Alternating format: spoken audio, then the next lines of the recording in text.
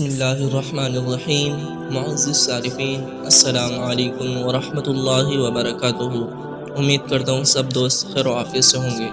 آج کی میری ویڈیو کا ٹاپک ہے کفن چور کا واقعہ۔ ایک اندھا بھکاری تھا جو اپنی آنکھیں چھپائے پھرتا تھا۔ اس کا سوال کرنے کا انداز بڑا عجیب تھا۔ وہ لوگوں سے کہتا تھا جو مجھے کچھ دے گا اس کو ایک عجیب بات سناؤں گا، اور جو زیادہ دے گا اس کو ایک عجیب چیز بھی دکھاؤں گا۔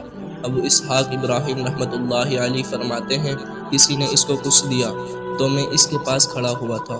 اس نے اپنی آنکھیں دکھائیں، میں یہ دیکھ کر حیران رہ گیا کہ اس کی آنکھوں کی جگہ دو سوراخ تھے جس سے آر پار نظر آتا تھا۔ اب اس نے اپنی داستان حیرت نشان سنانی شروع کی۔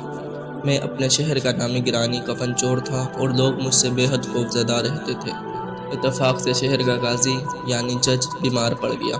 اس کو جب اپنے بچنے کی امید نہ رہی تو اس نے مجھے 100 دینار بھجوا کر کہلا بھیجا کہ میں ان 100 دیناروں کے ذریعے اپنا کفن تجھ سے محفوظ کرنا چاہتا ہوں۔ میں نے حامی بھر لی۔ اتفاقاً وہ تندرست ہو گیا، مگر کچھ عرصے کے بعد پھر بیمار ہو کر مر گیا۔